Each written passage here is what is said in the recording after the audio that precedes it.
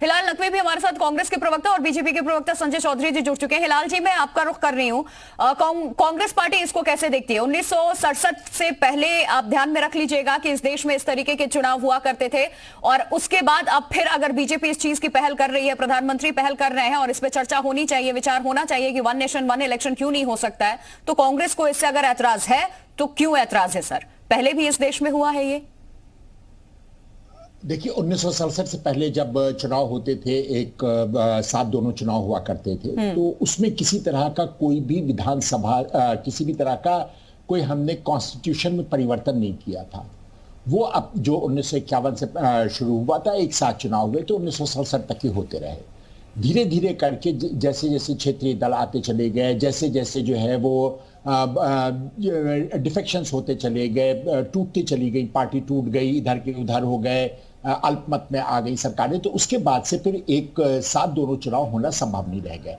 अभी भी ये बड़ा एक प्रश्न होगा कि अगर किसी भी प्रदेश में इस तरह की स्थिति बनती है कि 5 साल से पहले वहां की सरकार गिर जाती है, तो वहां का चुनाव क्या होगा? क्या वहां के ऊपर गवर्नर रूल हो जाएगा?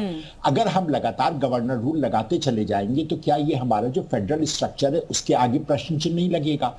निश्चित रूप से उसके आगे प्रश्न चिन्ह लगेगा। तो अभी तक की क्या होगा, किस तरह से होगा, कोई हमारे पास मसौदा नहीं है। हमको मालूम भी नहीं है कि इस तरह का कोई बिल आने वाला है। ये तो एक खाली हम लोग की सोच है। हम लोग सोच रहे हैं कि शायद इस तरह का बिल आने वाला है, उसके ऊपर हम लोग चर्चा करने में लग गए हैं। देखिए, वास्तव में लाल किले की प्राचीर से प्रधानमंत्री ने एक बार फिर इसका जिक्र किया है कि वन नेशन वन इलेक्शन होना चाहिए। जी बेशक उन्होंने इस चीज का जिक्र किया है, ये उनका ख्याल हो सकता है, लेकिन अभी तक की आने वाले जो लोकसभा का जो सत्र, विशेष सत्र बुलाया जाना है, कब बुलाया जाना है, कितने 18 से 22 सितंबर, जी कब बुलाया जाना है, कितने दिन का बुलाया जाना है, उसके क्या इश्यूज हैं, वो कौन से कारण है जिसकी वजह से विशेष सत्र बुलाया गया है, ऐसी कौन सी इमरजेंसी कंडीशंस आ गई हैं जिसकी वजह से हम जो है वो अभी जो शीतकालीन सत्र होने वाला है उससे पहले ही ये इमरजेंसी मीटिंग बुला रहे हैं, इसके बारे में कुछ भी स्पष्ट नहीं है। और ये हम सब लोग जानते हैं कि अगर ये बिल इंट्रोड्यूस भी हो, जाहिर सी बात है इसके ऊपर चर्चा होगी, फिर ये सेलेक्ट कमेटी को भी भेजा जा सकता है, बहुत से ऑप्शन है, तो आप अपना कोई भी डिसीजन जो है वो थोप नहीं सकते हैं। तो अभी इंतजार करना होगा क्या कारण है, क्यों बुलाया जा रहा है। देखिए, ये एक सीधे सीधे ध्यान भटकाने की प्रक्रिया है। इंडिया से घबरा करके उसके ऊपर चर्चा ना होने पाए, उस पर बात ना होने पाए, इस तरह के शगुफे जो है वो ठीक है, आप कह रहे हैं ध्यान भटकाने की प्रक्रिया है और उसके ऊपर चर्चा ना हो पाए, लेकिन सबसे बड़ी बात जो यहाँ समझ में आ रही है कि किस तरीके से इलेक्शन पे जो करोड़ों खर्च होते हैं और हर राज्य में हमने देखा है एक के बाद एक हर 6 महीने में इलेक्शन आ जाते हैं। अभी हाल फिलहाल में 3 राज्य में एक साथ चुनाव होंगे, लगभग 1.5 से 2 महीने के अंतराल में। इसके अलावा भी चुनाव होने हैं, लोकसभा का चुनाव खत्म होते ही 3 राज्यों में चुनाव होने वाले हैं। हमारे साथ संजय चौधरी हैं, बीजेपी के प्रवक्ता। संजय जी, आपका रुख कर रही हूं, संसद का विशेष सत्र क्या इसीलिए बुलाया गया है? इस पर चर्चा होगी वन नेशन वन इलेक्शन को लेकर के, और भी कई बैठकें होंगी, क्योंकि खबरें ये सामने आई तकरीबन 5 बैठकें होंगी, अलग अलग मुद्दे होंगे, लेकिन इस पर क्या इस बार आप लोग बिल लेकर आ रहे हैं? और क्या ये विशेष सत्र इस बार लोकसभा के कार्यकाल का आखिरी सत्र होने वाला है, भंग होने वाली है लोकसभा, चुनाव आप लोग पहले कराने के मूड में हैं? देखिए, निश्चित रूप से 18 से लेकर 22 तक के बीच में विशेष सत्र आहूत किया गया है और सरकार अपने विशेष काम के लिए, देश को आगे ले जाने के लिए, इस अवसर का फायदा उठाने के लिए, क्योंकि ये पिछले सत्र में हमने देखा था कि पूरे के पूरे विपक्ष ने जनता के हित के मुद्दों को न करके पूरे के पूरे कोलाहल में संसद के सत्र को अव्यवस्थित किया था।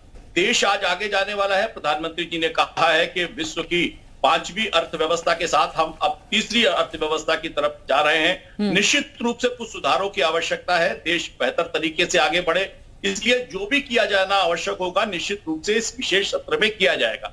चुनाव के सुधार की बात पहले भी होती रही है। चुनाव में बहुत सारे धन का व्यय होता रहा है। हमने देखा है कि कैसे कांग्रेस ने मतपत्रों के बजाय, क्योंकि उसमें बहुत ज्यादा खर्चा होता था, मतपत्र के बजाय एक इलेक्ट्रॉनिक विधि से ईवीएम के माध्यम से चुनाव हो जिसमें पैसा बचे, इसके लिए प्रयास किए थे। हमने देखा है कि शुरुआत के दौर में 1952 से लेकर 67 तक ऐसे चुनाव हुए जब विधानसभा और लोकसभा के चुनाव साथ साथ हो रहे थे।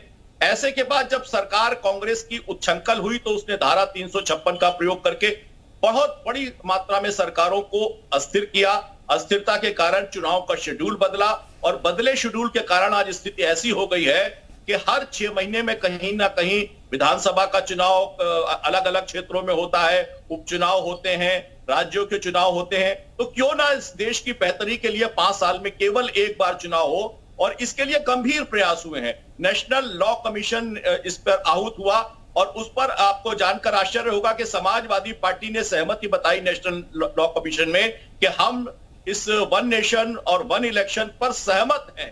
तो और कांग्रेस ने भी उस लॉ कमीशन की रिपोर्ट में विरोध नहीं किया।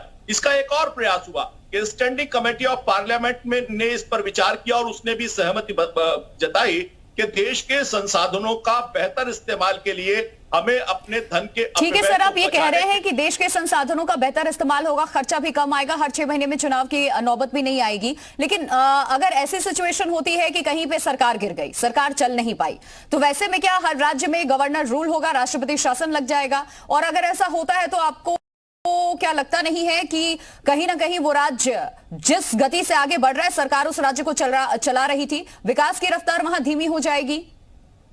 देखिए, standing committee of parliament affairs ने इसमें कुछ सुझाव दिए हैं। मैं उसमें से कुछ सुझाव का यह जिक्र करना चाहूंगा।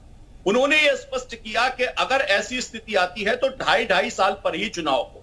उन्होंने उपचुनाव के लिए से बचने के लिए व्यवस्था दी कि साल में केवल 2 बार ही अगर कहीं उपचुनाव की आवश्यकता है तो उसकी तिथि तय कर दी जाए। उन्होंने ये अपने जो स्टैंडिंग कमेटी है उसने जो रिकमेंडेशन दी है, उसने कहा कि अगर उपचुनाव होने की आवश्यकता है तो वो मार्च में कराए जाए एक हाफ में, और दूसरे हाफ में सितंबर में कराए जाए। उन्होंने तो आगे बढ़कर ये कहा कि इस उपचुनाव की तिथि भी तय कर देनी चाहिए, ताकि पूरे देश को ये हो कि अगर उपचुनाव होगा तो इस तिथि के बीच में होगा। साल में 2 बार ही 2 अवसर पर उपचुनाव होना चाहिए। बहुत व्यापक रिपोर्ट है और मैं समझता हूं कि इस रिपोर्ट के आधार पर देश की बेहतरी के लिए, देश के अपव्यय को बचाने के लिए, देश के पैसे का बेहतर इस्तेमाल के लिए और आधुनिक देश बनने के साथ साथ विश्व की तीसरी अर्थव्यवस्था के लिए हमें विकास पर केंद्रित होना पड़ेगा।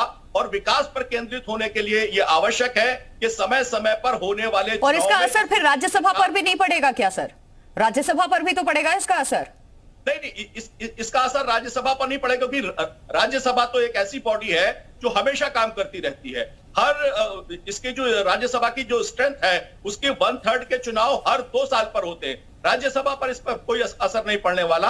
इसका असर लोकसभा और विधानसभा पर पड़ेगा, विधान परिषदों पर भी इसका असर नहीं पड़ेगा। तो मुझे लगता है कि स्वाभाविक प्रक्रिया के आधार पर देश विकास के लिए केंद्रित होगा, देश अपने संसाधनों का उचित इस्तेमाल करेगा, राज्य के अधिकारी और कर्मचारी और अधिक कंसंट्रेटेड होकर योजनाओं के प्रमाणीकरण के लिए, उनको जमीन पर उतारने के लिए, लोगों की समस्याओं का समाधान करने के लिए और बेहतर तरीके से काम कर पाएंगे और ये बदले हुए भारत को और आगे ले जाने का एक मील का पत्थर। हमारे साथ गौरव रघुवंशी भी बीएसपी के लीडर जुड़ चुके हैं। अब मैं उनका रुख कर रही हूँ। संजय जी, वापस आपका रुख करूंगी मैं।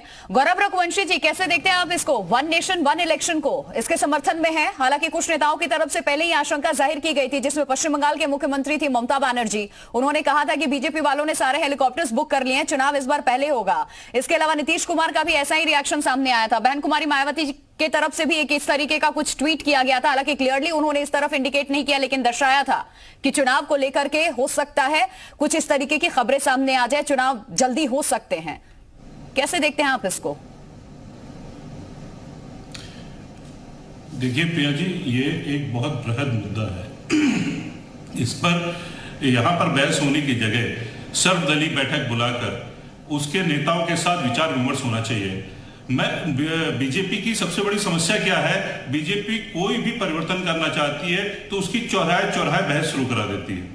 ये चौराहे विशेष सत्र बुलाया गया है, शायद हो सकता है उस विशेष सत्र में 18 से 22 सितंबर को जो होने वाला है उसमें ये बिल लेकर के आ जाए।